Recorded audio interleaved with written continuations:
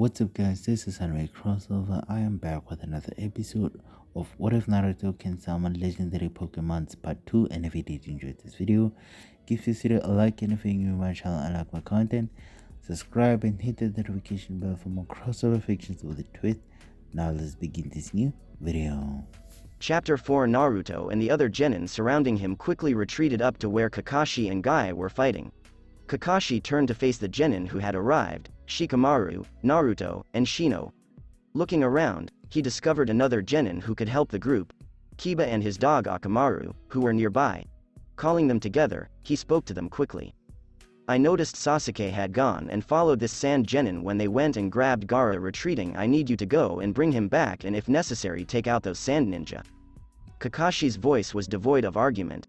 Kiba, you will lead because you can track better than anyone else here. Naruto, you will follow. Shikamaru, you and Shino will take the rear covering them. Now get moving and get the job done. The four Genin nodded before taking off.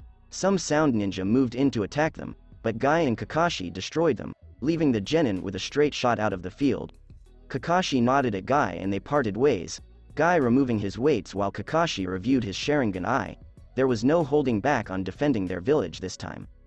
The four Genin moved quickly along the path Kiba and Akamaru had shown them, but as they did so, Shino said, "We have a group following us, I would say 9 ninja and 1 lookout. So we have 10 people following us, can you tell me what level they are?" Naruto asked the bug user.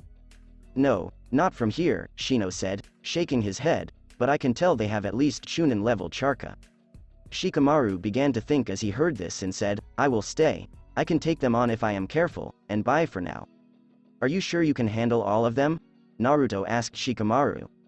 "Plus, if they're any good, they'll catch up to us soon, and you 3 need to keep going because you might have to face Kankuro and Temari." Shikamaru just nodded and stopped to set up a trap that he hoped would work. Naruto sighed, "Fine, but you better live through this." Naruto and his companions moved as quickly as they could, hoping to reach Sasuke as soon as possible.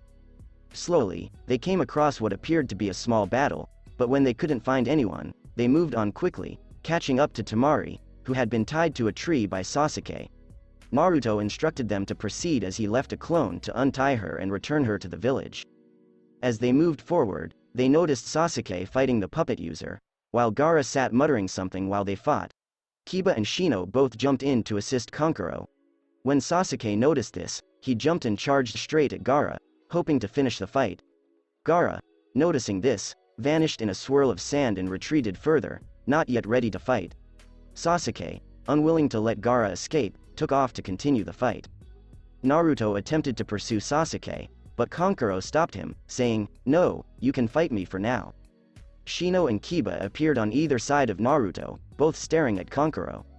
Shino then decides to speak, "I will fight him because I never had my change in the arena." Naruto and Kiba nod before running back through the trees. Kankuro moved to the spot but was forced to dodge out of the way, thanks to Shino, who had sent a wall of bugs at him. "You fight as with me, puppet user." Kankuro knew he had to focus his attention on Shino or else he would lose this fight, and he only hoped Gaara recovered quickly enough to continue fighting. Kiba and Akamaru had no trouble locating Gaara and Sasuke as they and Naruto followed them through the forest.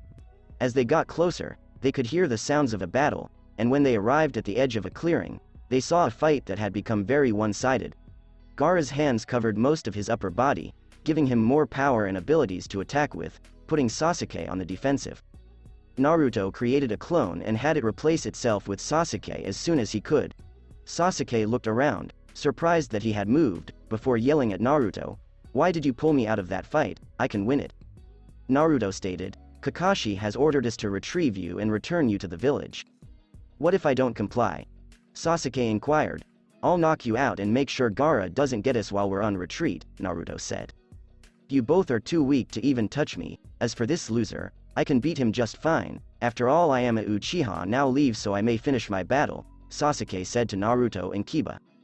Kiba was furious at Sasuke, but before he could say anything else, they were all forced to dodge out of the way as a sand claw shot through where they had been standing. Naruto looked over at Gaara and realized they would have to fight and beat him in order to escape. Acting quickly, he created a clone capable of knocking Sasuke out with a chop to the neck. "Get yourself, Akamaru, and Sasuke out of here, the clone will carry him, so get moving and don't look back," he yells at Kiba. "How about you?" Kiba yelled back, leaping over to the Naruto clone. "I can handle Gaara just fine, but if you or anyone else is nearby, I might have to worry about you getting caught in the crossfire. Now leave." Naruto yelled back as he created some clones to deal with Gaara. Kiba realized he couldn't really help other than get Sasuke out of there, so he grabbed Akamaru and ran through the trees, yelling back that he was on his way out. Gaara, on the other hand, was displeased that Genin had taken his prey and that he would die as a result. But no matter what Gaara tried, he couldn't pin Naruto down. Whenever he got close, he kept hitting clones or log. He began to draw on his demon's power, changing him more and more until he became fed up with this pest and decided he was going to get him one way or another. Naruto watched as Gaara became increasingly enraged, and then, without warning, Gaara unleashed a massive wall of sand in all directions. Naruto realized he needed to summon or change, or he'd be crushed by the sand waves soon. Jumping into the air, he made a few quick hand gestures before a large plume of smoke appeared beneath him, summoned Justu. As the smoke dissipated beneath Naruto, 3 creatures were revealed. They were orange in color and dragon-like in shape, with a blazing flame on their tail. Naruto landed on the middle one as they took flight above Gaara. Looking down, Naruto noticed Gaara hadn't noticed him yet. When Naruto gave the order, the Charizard he had summoned spilt. When Gaara spotted him, the Charizard he was riding unleashed a torrent of flames, forcing Gaara to block with his arm.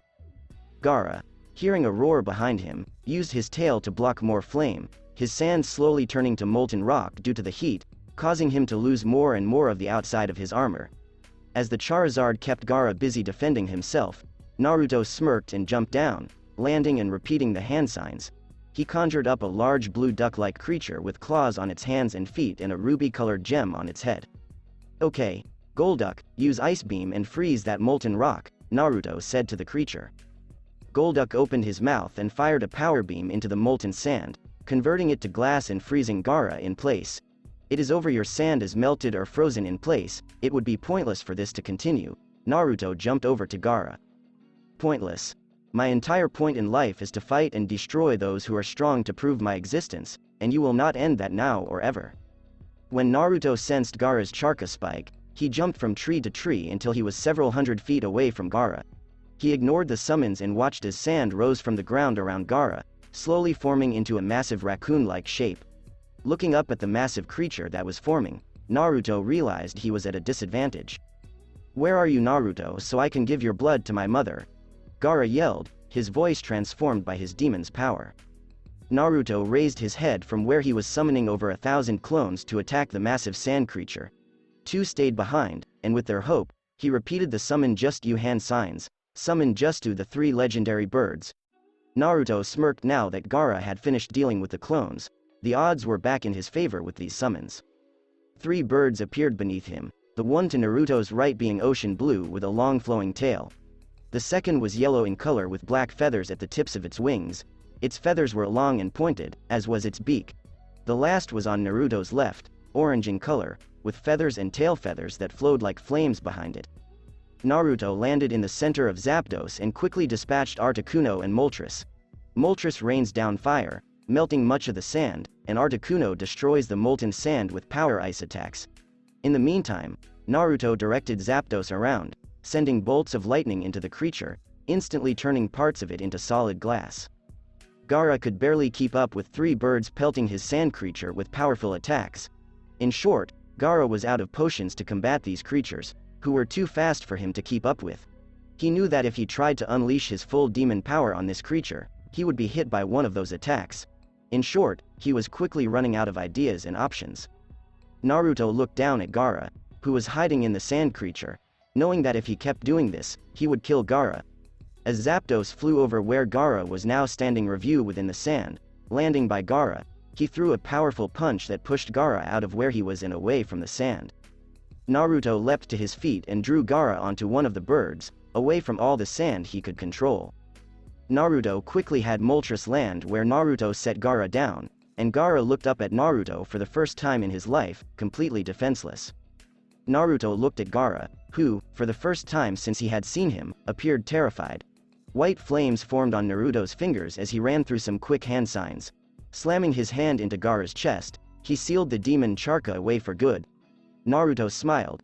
He had beaten Gaara and stopped a portion of the war. This was his last thought before collapsing unconscious. I'm not sure how well I did, but I almost feel like I'm overpowering Naruto, but I'm trying, so please let me know what you think. Most people felt sad the day after the attack on the village hidden in the leaves. It had begun to rain shortly after breakfast, as word of the Hokage's death spread throughout the town. A funeral was planned for the following day, as people began to rebuild their village, despite the fact that only a small portion of the village had been hit by the summoned snakes that had attacked during the invasion.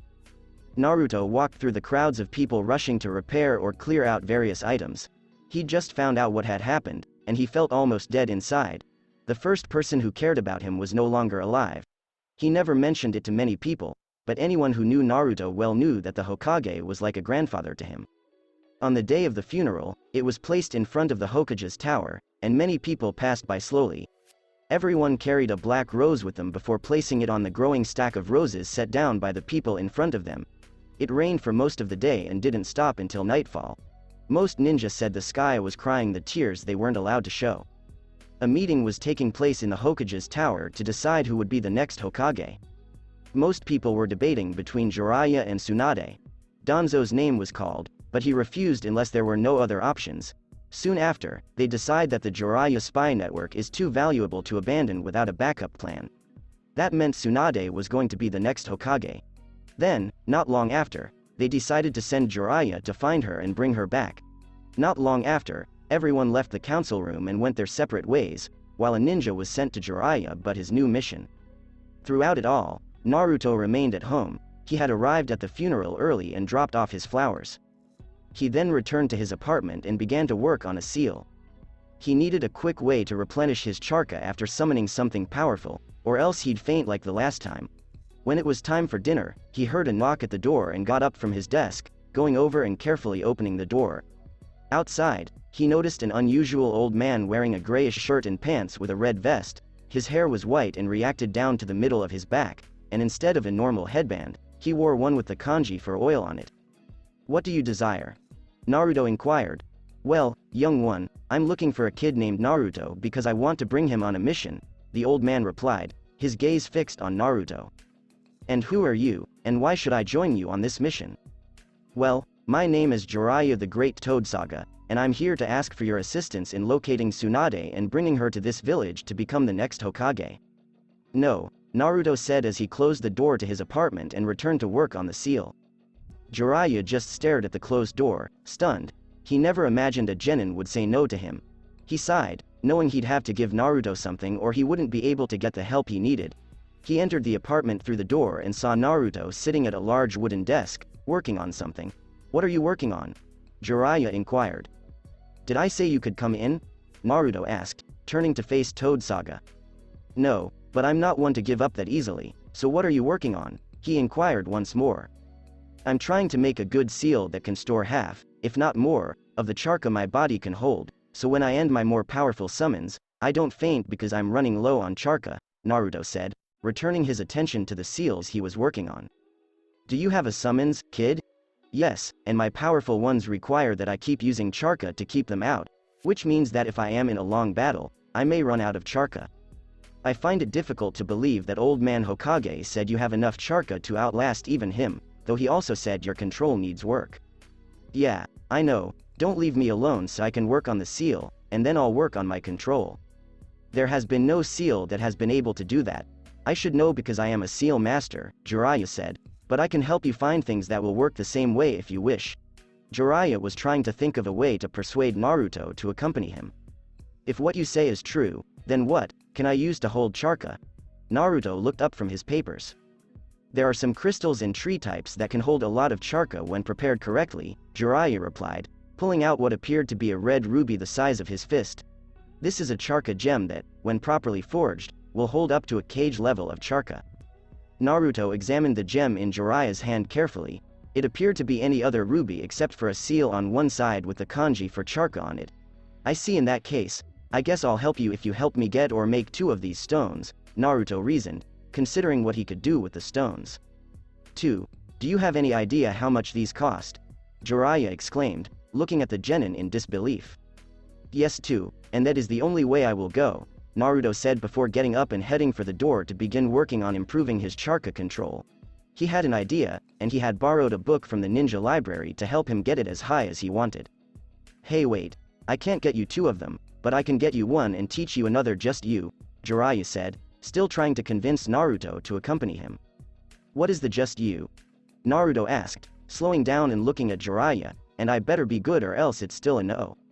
It's one of the 4th Hokage's just you, Jiraiya smiled, thinking he had Naruto. No, Naruto said, picking up speed to his normal walking speed, I'd rather not give the village another reason to hate me by using the 4th Hokage's move. Naruto was hoping he could learn them, and why he would allow himself to be taught even one of them. Jiraiya was in a pickle because he couldn't tell Naruto who his father was unless he was a Jonin, but he still needed Naruto to accompany him. He quickly came up with an idea that could work. Because I am willing to take you on as an apprentice, and because I taught the 4th, I am authorized to teach it to you. It took all of Naruto's willpower not to stop in the middle of his step and look at Jiraiya, and that makes a difference because you being my student might change how the village views you, Jiraiya explained, hoping for a yes from Naruto. Naruto smirked to himself. If he did it correctly, he'd get something good out of it. Fine, I guess I'll go learn the just you, but you better get me a good charka gem while we're on this trip and not after, and it should be able to hold a cage's level of charka or else it'll be useless to me. Fine, kid, now hurry up and get packed so we can leave, Jiraiya said, giving Naruto a light glare that didn't work because Naruto wasn't looking at him. Okay, I'm already packed up, Naruto said as he pulled out a storage scroll with the kanji for mission written on it. Fine, let's get going before I think about leaving you here, Naruto said as he cloned himself and ran off to Naruto's house to make sure everything was secure. As Naruto and Jiraiya left the village, Naruto asked Jiraiya, so what are you going to teach me? It is the simpler of the 2 just you he made, the Rasengan, Jiraiya smirked, holding out his hand, his charka slowly forming into a ball floating about an inch above his palm. He walked over to a tree and slammed the now swirling ball of charka into it. Naruto stood there watching as the small maelstrom of charka ground into the tree, carving a small hole in it, before Jiraiya unleashed the ball, causing it to explode outward, destroying the tree and the 110 feet behind it with the force of the blast. Wow! Naruto exclaimed as he looked at the damage caused by the fist-sized ball of charka. Now, before I teach you how to use this move, I'd like you to tell me about these summonses you can use and why you need a charka gem, Jiraiya said, refusing to let Naruto have his way. Fine. I guess I owe you that much because you're assisting me, Naruto said before diving into an explanation of the Pokemon summons he could use. I have only mastered 180 of the 648 different from there are out there, and I have summoned each of these and worked with them, though for some of the bigger ones I had to head behind the Hokage's mountain and out of sight so I could train with the bigger ones, Naruto said as they drove down the road. I see that's a lot to take in, but you haven't told me where the contract is now or who is the boss summoning of this contract, Jiraiya said, reflecting on everything Naruto was learning and what he could possibly do with a contract like he had now. I always keep the contract with me, but even if someone else signed it, I doubt the boss would let them use it at all. And what makes you so unique? It's because of who I am, Naruto explained before biting his thumb and drawing a small amount of blood. I'm not going to tell you, I'm going to show you.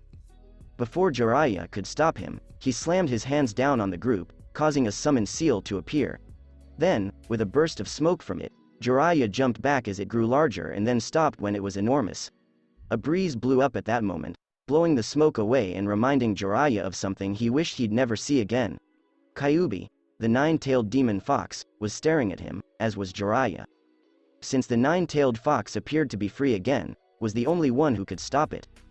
Jiraiya watched as Kyuubi slowly rose to its full height. Even though it was not fully grown, it stood more than 3 stories tall. Looking around, he couldn't find Naruto anywhere, and he realized one thing. If Kyuubi was truly free and possessed even a fraction of its full power, he was dead. Well, it appears you are my jailer's teacher, and it is nice to meet you. However, I believe you would be a better meal than a teacher. Kyuubi licked its lips hungrily as it looked at Jiraiya. Now tell me something, what are your plans for the boy? To train him like I should have when he was younger, Jiraiya gulped, looking at the demon fox. Oh, I see, and why should you have been training him when he was younger? Kyuubi asked, his gaze fixed on Jiraiya. Jiraiya appeared to be avoiding answering in any way, but with Kyuubi staring him down, there wasn't much he could do. That isn't something I can look into right now. As you wish, but it means I'll have to force it out of you, Kyuubi said before leaping forward to attack Jiraiya. Jiraiya jumped back as far as he could, but he knew he wouldn't be able to flee. One-ton body slam, Naruto's voice appeared out of nowhere, and a blue animal appeared above Kyuubi's head and fell to the ground. Jiraiya stood there in awe as the creature created a dust cloud from the impact before standing up and walking out of it, Naruto on its shoulder. Before Jiraiya could get a good look at the creature, Naruto jumped to the ground and dispatched it. Now tell me, Kyuubi, what I said you were allowed to do when you were out, Head said, casting a light glare at Kyuubi. That I am never allowed to be seen or attack anyone unless you summon me in front of them or order me to attack, Kyuubi responded as he sat down on the ground. Good. Now follow those rules and we won't have any problems, Naruto said back to Jiraiya with a glare reminiscent of Kyuubi's not long ago. Though Kyuubi appears to have a valid point, why should you have already been training me? I cannot tell you that right now, unless you are Jonin level, Jiraiya said, not liking where this was going. As you wish, but please notify me as soon as I arrive, Naruto said, looking boredly at Jiraiya. Yes, I was originally from a different universe, and after a curse from my own kind messed up, I was sent here. As the years passed, I gained more power thanks to the curse, and became the creature you know today. During the last few years before the attack, I put together a summon scroll that Naruto now has, and once it was finished, I started looking for a summoner. But before I could find a summoner, someone found me and headed back to your village, which... That helps to explain your attack, Jiraiya said. Yes, and you can walk around until we get somewhere for tonight, Naruto added, shrinking the amount of charka Kyuubi he had. Kyuubi left when he was slightly larger than a tiger. Now that that's over, I think you have one thing left to tell me, Jiraiya said as he resumed his journey to the next town. Yes, I know, and actually it is two things. The first of which is Kyuubi will not hurt anyone in that from because when he disappears I can see his memories, and if he does hurt anyone he will not be coming out for a very long time. The second thing is the charka gems. My summons are not normal. Simply as long as my summons are out I have to use charka to keep them out. This does not affect me unless it is on the higher level ones, which can drain me of all my charka even. That much charka, Jiraiya exclaimed in surprise, but if what the old man said was correct, you have enough charka to beat him 7 times over, if not more. Yes, I know, Naruto said, but it still uses up my charka that quickly, so I need these gems to make sure I keep it out longer, and charka control doesn't help much in summoning because the charka the Pokemon uses is always a fixed amount. I see, but may I ask how much power the most powerful summon has? Jiraiya slowly recovered from his shock and resumed his walk. Well, I'm not sure, but the one I summoned that is on par with it could destroy the Leaf Village in under a minute. Kyuubi, on the other hand, if I could ever fully summon him, would not be as powerful as it. I see, that's a powerful Pokemon. What are their names? Arceus and Mew. Arceus is considered the god of Pokemon, while Mew is said to be the creator of all Pokemon, Naruto and Jiraiya continued, but soon fell silent. When they were about halfway through the journey, Jiraiya pulled a water-filled balloon from a seal and began to show Naruto the first step to the Rasengan. As they approached town, Naruto still couldn't pop it correctly, so Jiraiya booked them a hotel before heading out to do some research. Naruto decided to stay and work on the Rasengan until he completed the first stage. When Jiraiya returned, he had mastered it and caused the ball to explode with a violent blast. The next day, they left for a more gambling-oriented town, and Jiraiya decided to teach Naruto the next part of the Rasengan, which was power and making a rubber ball explode like he did the water balloon. Jiraiya discovered a beautiful lady after booking a room at another hotel in the next town. Naruto sighed and returned to his room, where he resumed work on the Rasengan's second stage. He was doing something else when he heard a knock at the door. Opening the door, he saw the last person he expected to see in a long time, Itachi ni-san. What are you doing here? The person behind Itachi was taken aback by this. As far as he knew, Itachi only had one brother, and this kid was not it. He looked at the kid and realized from the look in his eye that they were not blood brothers but bond brothers. Itachi ni-san, what are you doing here? Naruto inquired once more. What was not widely known was that Naruto knew the true reason Itachi had killed the entire Uchiha clan and agreed with the reason but not the killing. We are here for what is sealed in you, Naruto, so if you come with us, we won't have to knock you out, Itachi said in a perfect monotone voice, unable to look Naruto in the eyes. Why do you need the fuzzball? Naruto countered. It's our orders, kid, said the large man next to Itachi. Naruto noticed that, like Itachi, he was dressed in a black robe with blood-red clouds all over it. His skin was blue, his teeth were shark-like, and he carried a large sword or possibly a club wrapped in cloth on his back. Naruto sighed, hoping that once Itachi had left the village, he would be able to find a place to settle down. Take a look back 7 years. Naruto was sitting in his favorite spot on Hokage Mountain, watching the sunset over the village. Then he heard a rock move slightly behind him and turned around to see Anbu approaching him. The ninja's mask was one Naruto was familiar with. After all, Anbu was his bond brother. "Itachi ni-san, what are you doing up here so late?" he asked. The Anbu approached Naruto slowly and removed his mask, revealing himself to be Itachi. "To come here and pray and think." "Who is big brother?" "I just returned from seeing the Hokage and, well, my clan is causing quite a few issues." "What kind of issues?" "That is not something you should be concerned about, Naruto," Itachi said, turning away and looking over the village to where his clan was located. "Yes, I can tell, so tell me what's going on," Naruto said, standing up and approaching Itachi for a hug. Itachi stiffened slightly before hugging back. "Fine, though you won't like it," he said after a few moments of thought. "In short, my clan is considering deposing the current Hokage and seizing control of the village for themselves." "But why would they do that?" astonished Naruto. "The truth is that I don't see a reason for it, but the majority of the clan has long believed that they should lead, and with how weak the village is right now, they see it as a very good time to try and take over.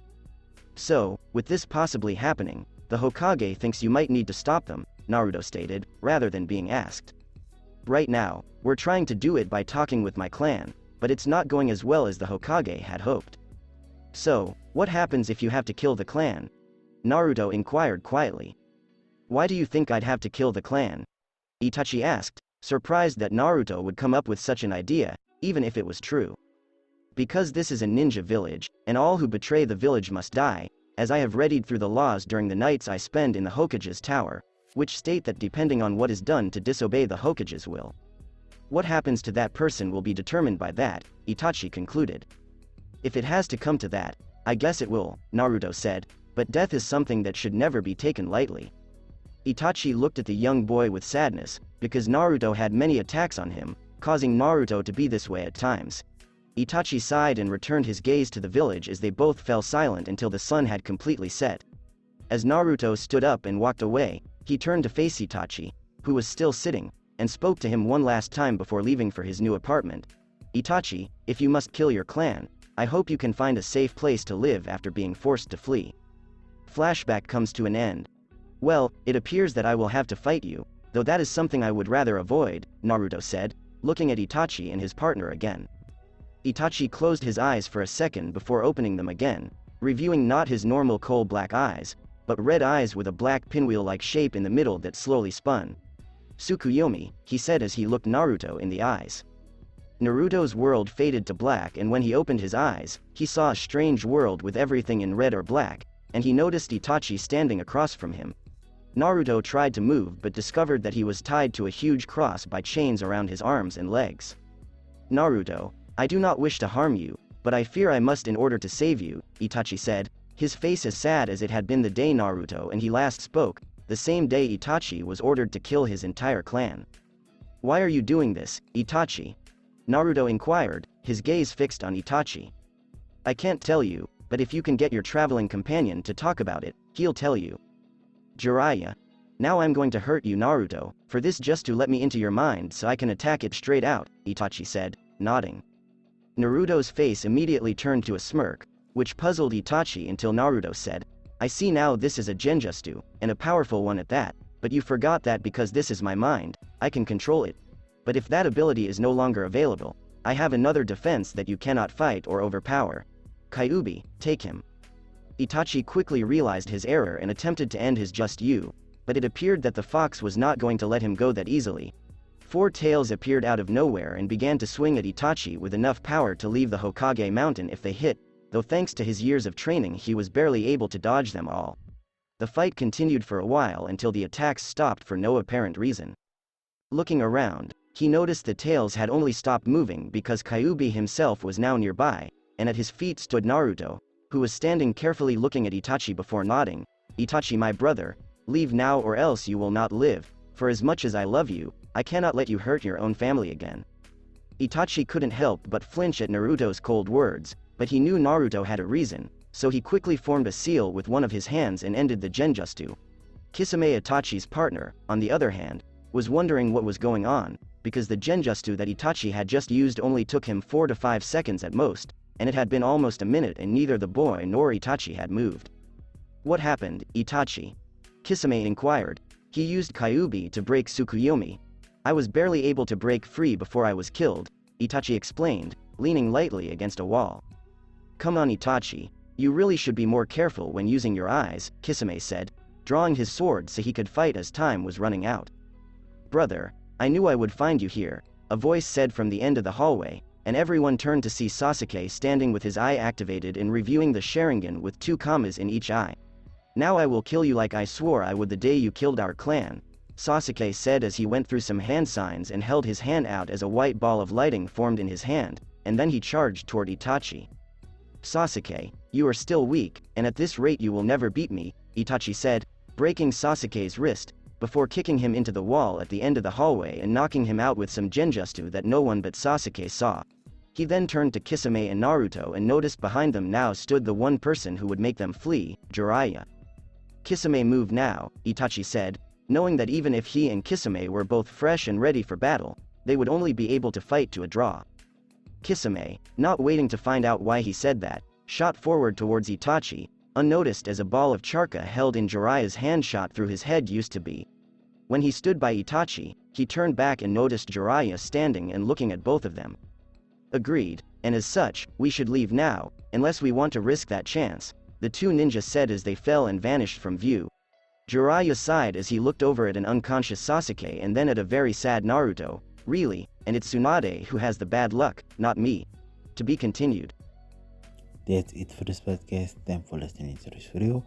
If you did enjoy this part of the story, like, share, and subscribe for more. I thank you all for helping support and have a great day.